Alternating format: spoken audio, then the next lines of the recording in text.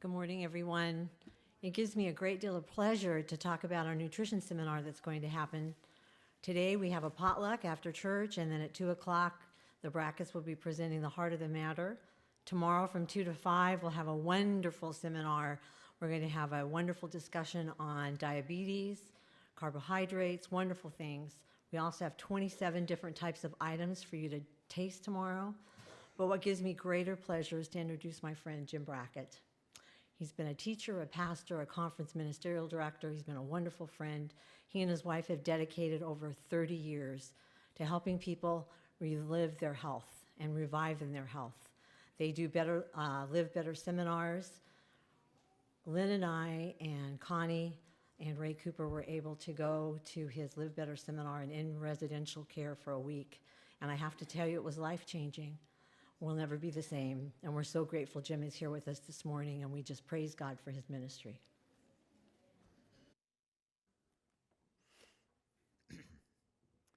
Thank you, Val.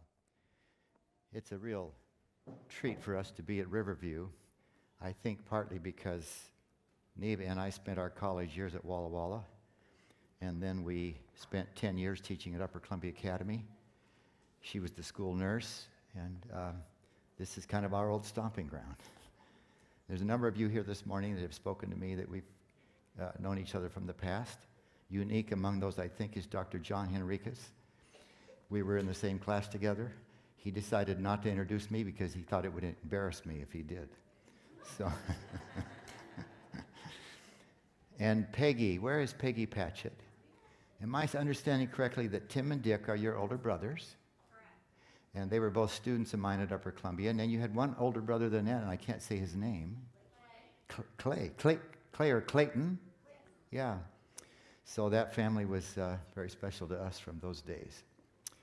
Now this morning, this is probably the first time in your life that you will ever be, and maybe the last time at an Adventist church, and the sermon begins with a quotation from Charles Darwin. This is what he wrote in his famous book. To suppose, and the picture went away, but it'll probably come back. There we go. To suppose that the eye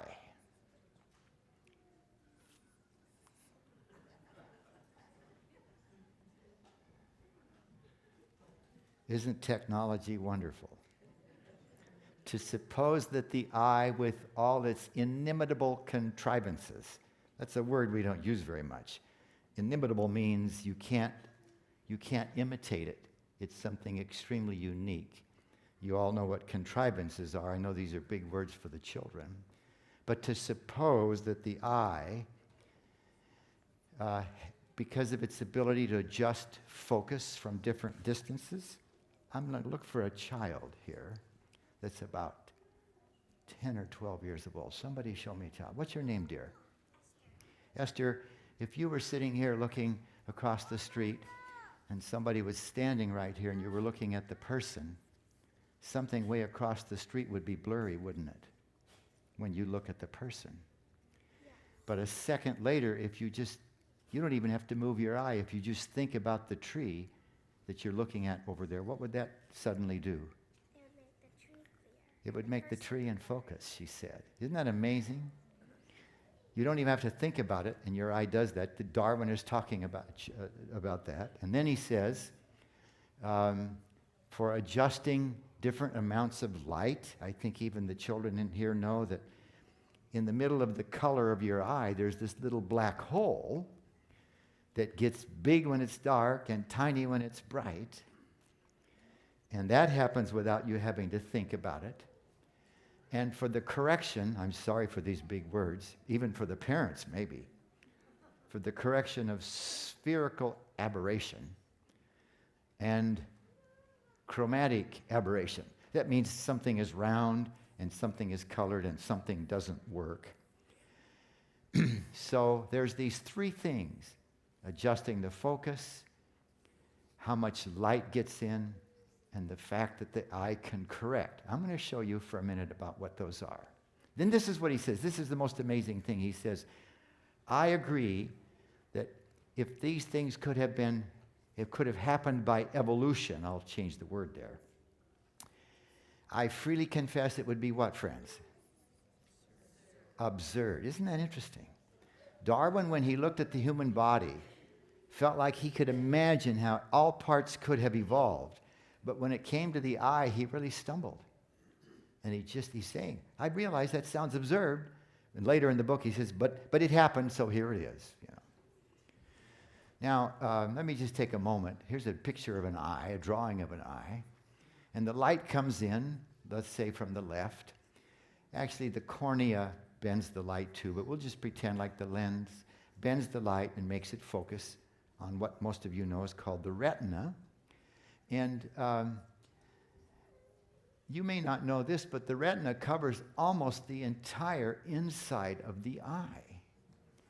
It has 11 layers of cells, but it's only the thickness of saran wrap. It's pretty thin stuff, isn't it? And there's a drawing, the little white rectangle on the retina is expanded by the artist into this picture that, let me just make it full screen. So here comes the light, and it passes through all these 11 layers till it gets back to the back of the eye, of the retina. And I think even the children can see that there's a lot of things that the light has to pass through in order to get to the back of the retina, and then that kind of orangish, brownish arrow shows that the wires from all of these cells go to the brain. And I think even the children can see that there is a green cone-shaped nerve cell, actually. That's the thing that lets us see green.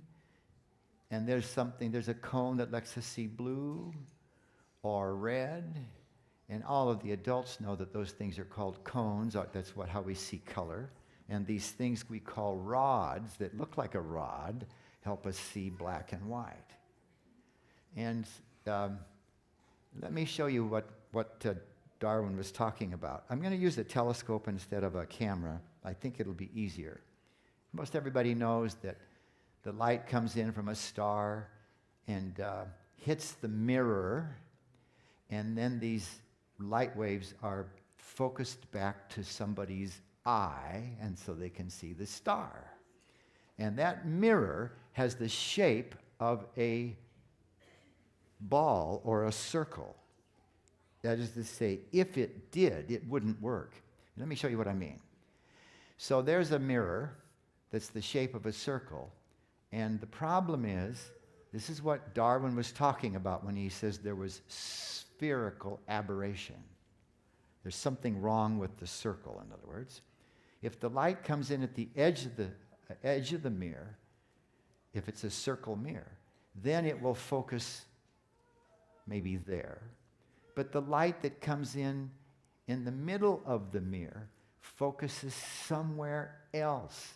So what would that make the picture look like? Blurry. And everybody knows this term. You have an eyeball, is that right? That means the eye is a what? It's a circle, it's round. And what Darwin was saying was that because the eye is round, the image should be blurry. Imagine everywhere you look, things are blurry. But he said, one of the inimitable contrivances is that the eye fixes that. Are y'all with me? The eye can fix that. And let me show you something interesting. If a boy or a girl throws a ball into the air or anything into the air, it actually follows, because of gravity, an unusual shape. I'm going to show you the shape just for fun. I won't tell you the name of this, but no matter what you throw in the air, even if you throw a baseball hard and it seems like it's going level, it's actually following this line. Are y'all with me on that? And if you take just the very, very top piece of it and make a mirror with that shape, then this is what happens. No matter where the light comes in, it all focuses at the same place. Got it? So, because the eye is round, it actually would focus poorly. And Darwin, believe it or not, that long ago understood that the eye somehow fixed the problem. Now, there's something else he said. He said that there was this thing called color. The color problem. Let me show you what that is. Most everybody here, even the kids I think here today, are aware of the fact that the teacher took some white light and shined it on a pyramid of glass. And the light comes in and hits the glass and bends. And as it bends, it separates itself, and it bends to make more separation. And everybody knows that the white light is full of what? Colors. And the problem is, let me show you, would it make sense to you that the top of your lens is a little bit like that triangular piece of glass? Correct? Not everybody's nodding, folks. I'm an old teacher. You've got to let me know. Are y'all with me? Yeah. All right. And what happens is it makes the blue and the red and the green focus in different places. And believe it or not, Darwin understood that problem, but he also recognized that the eye fixed it. See? So, what does the eye do? Well, I'm going to show you. But what did he say about these three things? The problem with the circle and the problem with the color. What did he say? That the eye could do this by evolution would be what? Absurd to the highest degree. Pretty interesting. All right. Now here's a modern evolutionist. How many of you would know this picture even if I didn't put the name on there? Can I see your hands? Not too many. Well, his name is Richard Dawkins.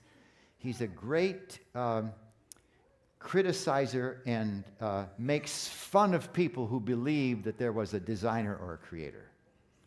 He's written several books, and this is one of his statements. This is very interesting. Any engineer would naturally assume that the photocells, it's a fancy word for the rods and the cones, would point towards the light with the wires leading back toward the brain. He would laugh at any suggestion that the photocells might point away from the light with their wires taking off toward the light. I'll show you what that means, and getting in the way of the light. But this is exactly the way the eye is built. I want you to make sure, I think you got this, but let me make sure. Darwin is saying, if the eye was made by a creator, he wouldn't have made this mistake. The fact that it evolved and works, well, okay, it evolved, but that proves that it wasn't made by an intelligent person. Are y'all with me on his argument? You're laughing. It is laughable, really, isn't it? But in any case, let me show you kind of what's going on here. Now, this is a drawing of the 11 layers of cells, a very simplified drawing. The light's coming in here from the left. And I'm showing you here that they're actually nerve cells. I don't know if you know that. The rods and the cones are actually nerve cells. So they have a wire that has to get back to the brain, correct? And there's the one that detects color, as you know. And these are some of the other layers. And there's the wires. I'll show you another picture of this to make it a little clearer, that go to the brain. And so here comes some light, and Dawkins says it wouldn't work very well. The wires are departing. Let me see if I can just illustrate this. I do have another picture. But signals are leaving all of these rods and cones and make actually what some people call, everybody calls it actually, the optic nerve. Actually, the optic nerve, it's a misnomer. There's 1 million nerves in that bundle that go to the brain that we call a what? An optic nerve. And Dawkins' point is, this is crazy. You want those photocells pointing towards the light, not away from the light, and their wires get in the way of the light. So this is Dawkins' argument. And Let me just show you one more picture I think that I have here. There's the wires going away, if you will. The light has to come clear down to the bottom. I'll show you how that happens in just a second. Let me just give you a 1-minute primer on fiber optics. Everybody knows about fiber optics. But the idea is that if you make a little piece of light start down one of those hair-sized plastic fibers, it will travel for miles. So here's the diagram. You know, you put the light in there, you shine it on there, and it just travels for a long distance. In fact, it can even bounce back and forth inside and not lose any of its strength, so that it can go around a corner. If the fiber optic is bent, and they always are, it doesn't matter. The light bounces back and forth inside. This is a physics lecture that we would take an hour to describe in detail. But anyway, that's what fiber optics is about. But God invented it before man did. Let me show you what he did. Here's that same drawing. And there is a layer of cells back there. They all have names. I'm not going to bother you with names. That it turns out that all of these rods and cones are very close to, as you can see, for a reason I'll tell you in a minute. And then, of course, in this 11 layers, you have a very interesting type of cell. When the man that discovered this found it, they named them after him. So those yellow nerve cells that you see there are called Mueller cells.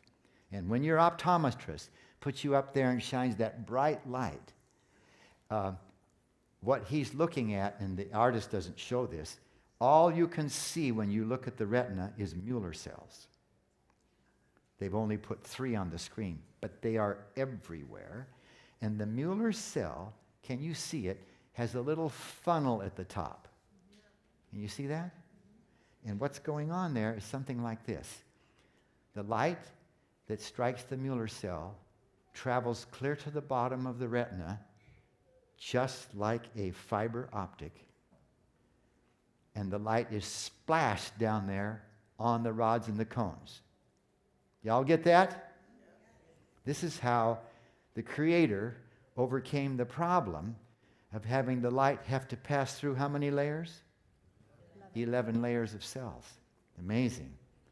And something else that's just absolutely astonishing is that little cup is just wide enough to catch the diverging red and green and blue, so that it actually focuses after all. Did you get that?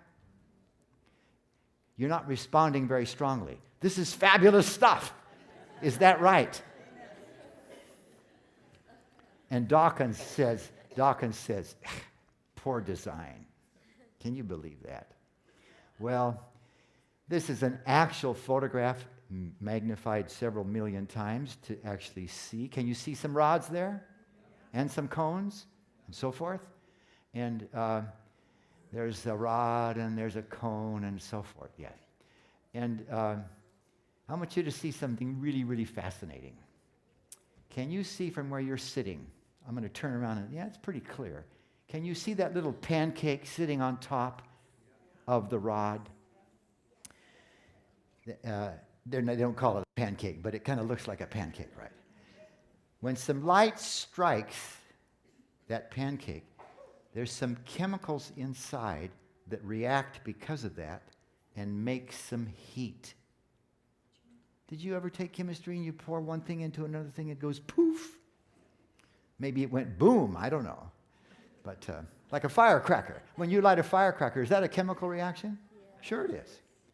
So when the light strikes that little pancake and the chemical inside reacts, it makes that nerve. That's a nerve. That rod is a nerve cell. Just like when you poke yourself with a pin and it hurts, when you poke that nerve, that rod with a piece of light, it does something. It makes an electrical signal that goes to the brain. But in order for it to make that electrical signal, there's a chemical reaction that makes heat. And when you look at some bright light for very long, that little pancake falls apart. It disintegrates because of the heat. No problem. There's another pancake right under it. Is that correct? Do you see that? And everybody knows, folks, about this idea called snow blindness. Am I correct? You're outside when it's so bright. If you ever had it happen at the end of the day, your vision is cloudy. But you know what? What causes that is all those pancakes got used up in one day. Y'all with me? Thank you for saying wow. I wish more people were like that. No problem. This is incredible, folks. The nerve cell makes more pancakes while you sleep. Is that cool or not? It is incredible. Now, can you see that on the cone, there's also pancakes? And the same thing takes place there. Very, very interesting how God, his handiwork is a marvel. So, these signals, these two optic nerves with 1 million nerves in each of them, travel to the back of your brain. And if you put your hand, that's about how much of your brain is required to turn these electrical pulses into what you and I see all the time. A big chunk of your brain is necessary to make that happen. And you and I get up every morning and we open our eyes and we never give it a thought. We just know they're going to work, don't we? So let me show you one other picture of the brain. There's the two. I really don't even like to use the term optic nerve because it's a misnomer, but nevertheless, the artist has tried to show you that half of those million, the black part, stay on that side of the brain and end up at the back where I put my hand. Are you all with me on that? And the white, what did the white part do? It actually transferred to the other side, and the same thing for the other eye. This is all so fascinating, folks, the way the Lord has constructed our brains. An interesting part of this is that you can't see this so well here. Let me show you here. Can you see that the nerve cells don't touch each other there? You all know what that means. What do we call that little space between the nerve cells where they don't touch? It's a synaptic cleft, isn't it? In fact, folks, you have 300 nerve cells, neurons in your head, in your brain. Not one of them touches another nerve cell. They all have to communicate over this little space we call the synaptic cleft. And both of these spots right here and there are synapses that carry those signals. It's astonishing, folks, that people, and if somebody here is a believer in evolution, I respect that choice, but I'd like to suggest that it's astonishing that people have a hard time believing that there was a designer. And I say this kindly because there may well be people here who believe that we came about by accident, if you will. But I think one of the biggest reasons people refuse to accept the idea that there was a designer or a God, if you will, if you're a moral person, you recognize that the person who designed you or made you, you have responsibility to them, don't you? Isn't that correct? And we have a natural inclination not to want to give our allegiance to anybody, right? We want to be our own people. And I respect people who make that choice, but I'm just suggesting to you this morning, folks, that the complexity of the human body is so far beyond what we even understand as scientists that it argues with great force that this thing could not have happened by chance. Now, let me tell you an interesting story about this man. This is Dr. Irwin Moon, who many years ago now was with the Moody Bible Institute and got the idea, because of his science background, that he could create science stories that would illustrate God's power and his magnificent ways. And he started creating these things, which I used in my science classes. Here he is in his laboratory, and I'll just tell you, he puts some rings on his fingers. He's standing on a Van de Graaff generator, and he tells them to turn the lights off and turn the power on. And when they do that, this high voltage is making all kinds of sparks and not hurting him. And he kind of became famous for these amazing things he would do in the scientific laboratory. And he does one more where he takes a board, has a little bit of aluminum foil on the bottom. He holds the board and turns on the power, and you watch what happens.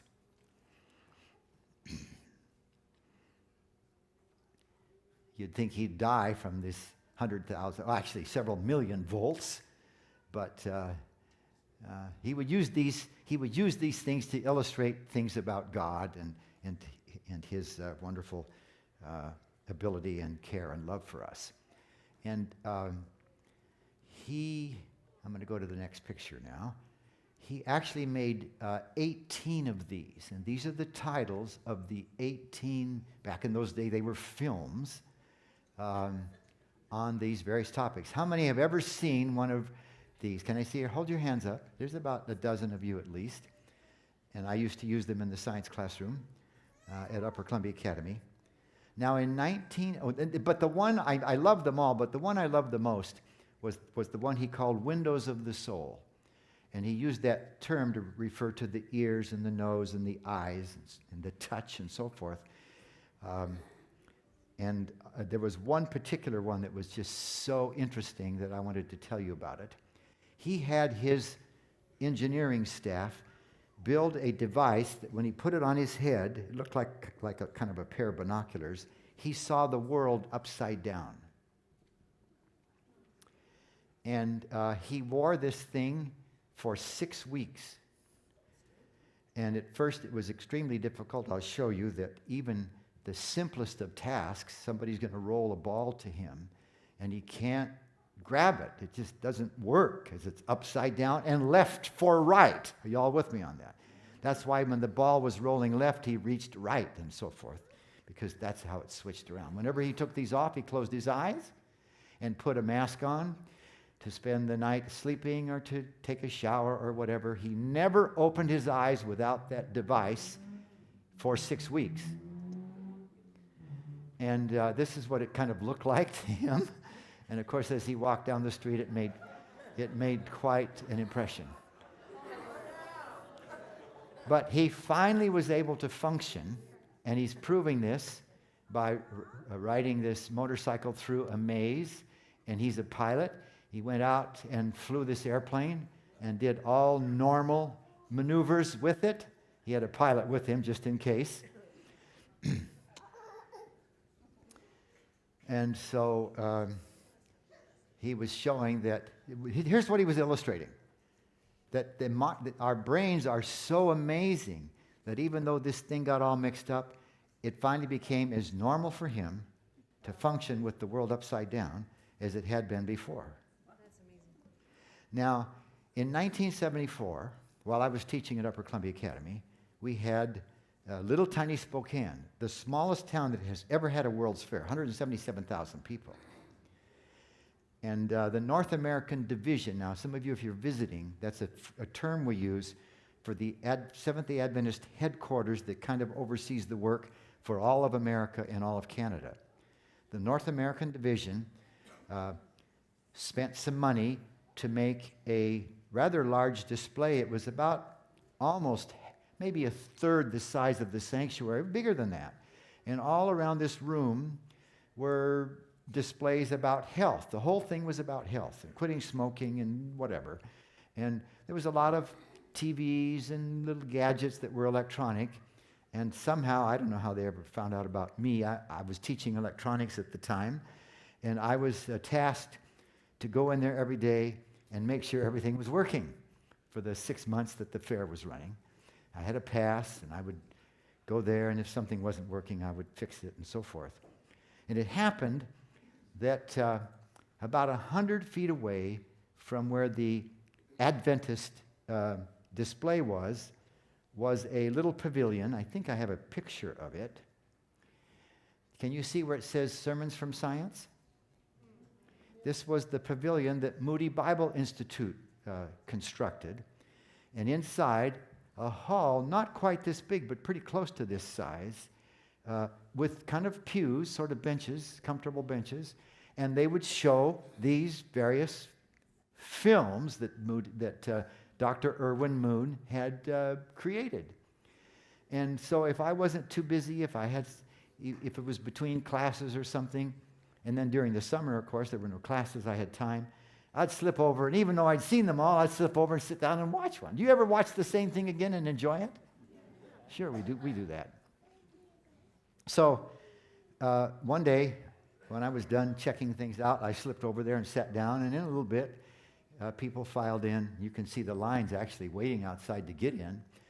And then they showed, so I'm sitting there waiting for the thing to start, and there's this older man walking around, I see after a bit, taking pictures here and there of the people and so forth. And he looked a little bit familiar to me. I couldn't figure it out. And all of a sudden it dawned on me, that is Irwin Moon. My hero, if you understand what I'm saying. I jumped out of my seat and ran up to him and said, Dr. Moon, I'm a science teacher in a local high school. I use your films a lot. Could we talk for a little bit? He said, sure. So we stepped outside. They had started the movie about that time, and we walked over there near the river and sat down. And I wanted to ask him questions about what it was like when he was doing this with the world upside down. Are you all with me on that? So what he never said a word about in the film was this, and these are his exact words. He said at the end of the 6 weeks, when we decided the experiment was done, we took off the device, and he opened his eyes for the first time to see normally, if you will, without the device on. These are his exact words. He said, in 30 seconds, I was a bumbling idiot. And they had a couple of physicians there. They wondered if there would be some challenges. They grabbed him, took him into a dark room, laid him on a cot, and they tried to understand what happened, and it came to them pretty quickly. If you think about it, would it make sense to you that he was sort of seeing with tunnel vision with that thing? So it was only that portion of the visual field that the brain actually inverted the picture so it was right side up. I asked him, I said, so what was it like? And he said, well, if I walked into a room with a totally blank wall and there were two pictures identical and one was upside down, he said, maybe I couldn't tell which was which, but the world, to him, turned right side up. His brain did that. Amazing. The problem is, the rest of the visual field was still the old picture. And the two of them at the same time drove him nuts. And in fact, when we first sat down and I brought up the story of Windows of the Soul, he was very alarmed. He thought I was going to do this to all my physics students. I said, no, I just want to understand what happened. Now, of course, folks, I tell you all of this because I want to just reaffirm in your minds the marvelous Creator and wonderful God who loves you and me and has an interest in our lives beyond what any friend could ever do or be. Amen? And in a way, it connects with what we're going to be doing here this afternoon and tomorrow, because I want to talk to you about things that you might do that could make you be weller than you are. Y'all with me on that? I think you'll find it interesting. My wife and I have had the privilege of doing this kind of work for over 40 years all over the world. And we've had some wonderful experiences. I want to tell you one more story. When are you supposed to quit around here? It's only 2 minutes after 12. Can I have 4 more minutes? Absolutely. All right. going to tell you one more story about the eyes. And if you ever get a chance to buy this book called Crashing Through, it's already been out now for quite a few years, but I picked up a copy when it was virtually brand new, just before I retired. And it's the story of a man who became blind because, if I remember correctly, an explosion. And he lived quite a normal life. He became an engineer. He became an inventor. He became the world's fastest blind skier. I'm afraid to ski fast with both my eyes open. This guy could, his record was 60 miles an hour. And anyway, a very interesting fellow. And about, I can't remember his age, 30 to 40 in there somewhere, his ophthalmologist said to him, there is a new treatment, stem cell implantation, that it's possible that we might get your sight back. By the way, let me digress here for a minute. I told the story of Fanny Crosby. I didn't realize the children would be so many of them so young, so I'm sorry it was way over their heads. But nevertheless, Fanny Crosby, by the way, she was born the same year Ellen White was born and died the same year Ellen White died. But she said this before she died: if I had it to do over again, I would choose to be blind. There was something about not seeing, apparently, that helped her concentrate in ways that most of us don't. And look, how many hymns did she write? 9,000 hymns. It's incredible. More than any other writer in the history of the world. Some others came within 1,000 or so of hers. So here was this man that had made all these accomplishments. He was a famous inventor, though he was blind. And you might think it's a trivial question, but the question of whether or not he would like to see was not trivial. Would that make sense? And he and his wife discussed it at some length. And finally, they decided to try it. And the long story short is he gained a fair amount of vision in one eye from this process. And this book, of course, tells the story. And it's interesting.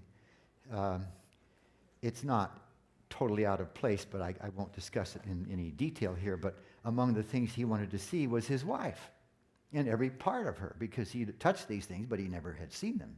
It's an interesting story he tells there. But nevertheless, here's what happened. Nobody knew anything about this before. There was this issue that he could not understand what he saw, because we actually learn to see. Even though the optics are there, a child, when it's first born, cannot understand. You know how this is, folks. If you think about your baby child when it was born, this little child doesn't focus its eyes on you for maybe 6 or 8 weeks. Is that correct? Have you ever noticed that? They have to learn. And God has designed this amazing structure and function in the brain where you actually learn how to see. And I can't say his name. I think Robert is the author. But anyway, Mike, Mike May. Mike had never learned to see. And so and so the therapists and the ophthalmologists and the optometrists, this was all brand new territory as recently as that many years ago. And in that process, here's what we have learned. And the book tells a lot about this. There's other places you have to read to get the full picture. No pun intended there. But when an infant is born, there are all these connections via the optic nerves, and there are connections throughout these several, probably 20 or 30 billion nerve cells that are required to make vision work. And what happens is, many of those connections are actually disconnected. and others are preserved as the child learns to see. Isn't it amazing? And we have terms now. We describe how this process takes place. Just the marvel, folks, of the simplest thing that you and I have suggested to the children, did I, or to you? You get up, to you. You get up every day and you open your eyes. You don't give it a thought. You just open your eyes and start looking. Right? So we serve a wonderful Creator, and all of this just makes me, and I think you'd say the same thing, not only be in awe of my Creator, but it makes me, folks, would this make sense to you? It makes me want to honor Him more than I do.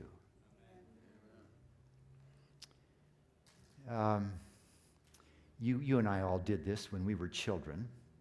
We did some things that ended up dishonoring our parents. Is that correct?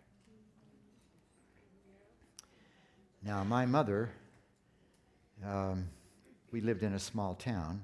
In those days, I hitchhiked to and from school 10 miles every day. And I remember distinctly one time, my mother worked for a dentist in town.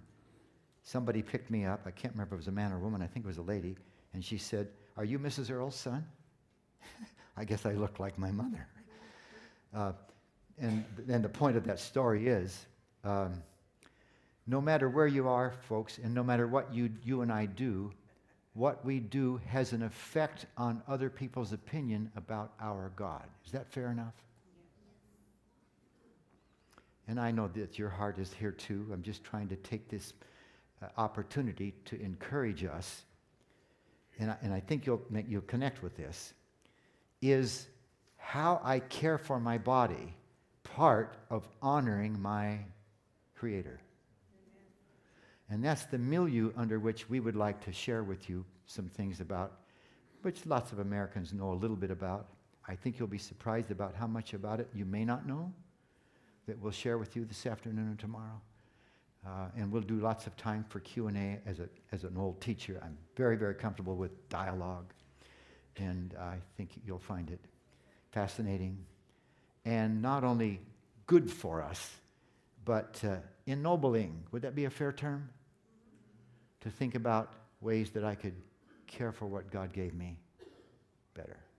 Let's pray.